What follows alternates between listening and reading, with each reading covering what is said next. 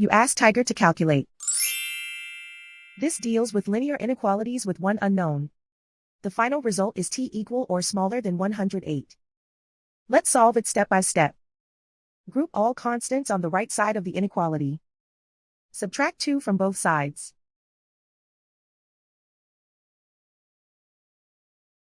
Simplify the arithmetic.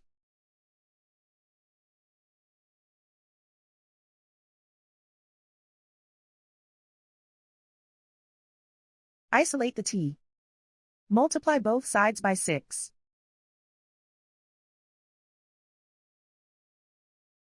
Group like terms.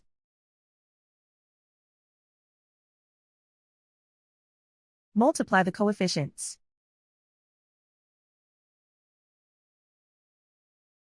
Simplify the fraction.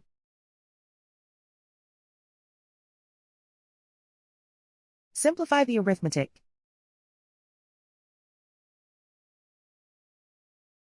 Plot the solution on a coordinate grid. And so the final result is t equal or smaller than 108.